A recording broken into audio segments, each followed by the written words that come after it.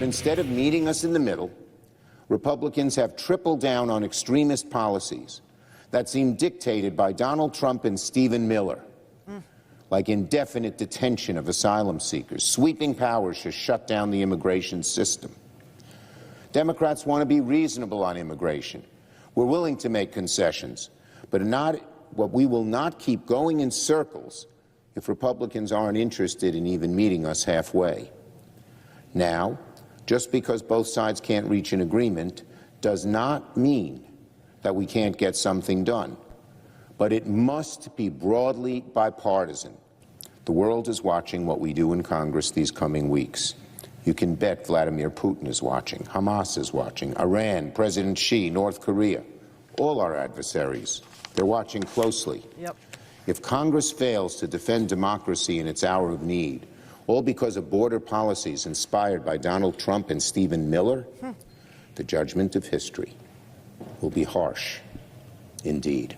I mean, honestly, do we just give up everything that we believe is worth defending in this world without putting boots on the ground simply by, appropriating some money that basically stays here anyway because it's for weapons that we make? Because they want camps. They want indefinite family detention. They want to shut down the border. They're saying, close the border. Just close it. Now, if you had no idea that Mexico was our second largest trading partner, you might actually nod in agreement to that. But when you realize that Mexico is our second largest trading partner and you like avocados and tomatoes, do you know what I'm saying? It makes no sense whatsoever. And if you think people are coming here because they're really interested in, experiencing high fructose corn syrup as a diet, you're wrong. People are coming here and trying to make claims of asylum because they cannot live in their home country. They can't live. And so when you see, the Chinese that are coming to the border, that are literally going through the Darien Gap, that are coming here, it's because they don't want to be put in a Uyghur camp where Xi will have them assassinated because he is an atheist. And any religion is something you could die for in communist country. I don't even know what it is that people think about when they think about, what to do about the border. But camps ain't it, okay? That is not a solution. And then also they don't want anybody who has a legitimate asylum claim to be able to make that legitimate asylum claim unless they made that legitimate asylum claim in Mexico or in Colombia or in, Panama. I mean, are you freaking kidding me? These are tiny little countries, Panama and Colombia. They can't support, an influx of migrants. Our entire economy depends on an influx of migrants. Do you understand what would happen to our economy if we didn't have migrants? Do you like roofs on your homes? Do you like your chicken sliced? Do you like, your strawberries picked? Do you like grapes? Any of these things? Do you want your lawn mowed? I don't know what people think. I honestly don't. It's like the migrant that works in my yard is okay, but not that one over there in your yard. What? So anyway, they are holding hostage Ukraine's freedom and democracy for some weird idea of camps that they have in their heads about what to do about, migrants in this country. And then for Israel, we're also not there. Can everybody just, accept the fact that the Israel-Hamas thing is not our war either?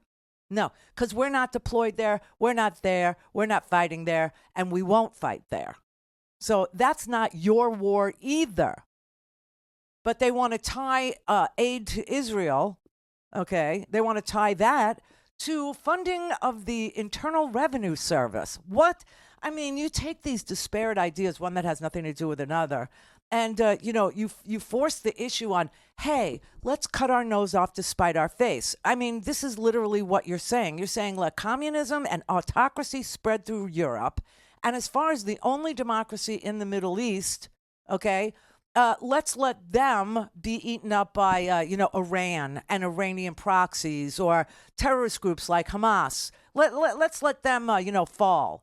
listen, I just need to say this right up front. If at the end of the Israel-Hamas conflict, if at the end of it, Netanyahu and Sinwar, who is the head of Hamas, both go to The Hague and both stand trial for war crimes, I'd be fine with it. I mean, I'd be okay. I'd be cool. I'd be all right. But the idea that, you don't defend the only democracy in the Middle East, okay, against a terrorist organization is a strange one. That is a very strange idea. And the idea that you don't support a democracy that's in the middle of, Europe, that Russia is invading and literally doing war crimes there. I mean, obviously, Russia's doing the same damn kind of war crimes that we see, in Syria, that we saw in Syria, right? It's the same damn thing. It's unbelievable how many people are fighting like Russians now, and this is why I'm saying The Hague needs to have some, at least hearings. Okay? They need to have some war crime tribunals. They really do. You got, in Ukraine, you had Russia raping people as a tool of war, right? Remember? Everybody, you do remember, right? All that raping that went on. You remember what happened in Bakhmut. You remember what happened at the Azovstal steel plant. You remember all the raping that went on there, do you? Yeah. So there was lots of raping. There was lots of starving. There was lots of cutting off people's heat in the winter. There was lots of cutting off ears. There was lots of cutting off fingers. Yeah, it's very Russian. And that's what Hamas did in Israel. When Hamas went into Israel, they used rape as a weapon, okay? They did so much raping that, I mean, the stories are they should make you vomit how brutal it was, how unbelievably wretched these terrorists were, how they literally split women in two. I mean it. I'm not exaggerating. Women were broken. They had broken pelvis, because they were split in two like that, okay? And there were women of all ages, naked women of all ages, zip-tied to furniture, naked, next to children, next to babies, dead. What did they think was going to happen after they did this? Did they think that Israel will go, yeah, that's Hamas? So this was also an aggressive move that was inviting this kind of, attack. Now, Israel is losing hearts and minds because they're walking right into the trap. They're literally going right on in and doing exactly what Hamas wants Israel to do. Cause children to die, cause elderly to die, cause civilian casualties, cause suffering, the likes of which looks really horrendous and horrific when the world sees it, because it is horrendous and horrific. So these two, there's no... But Ukraine? What the hell did they do to deserve anything like this? Nothing. Don't have time to listen to the live show?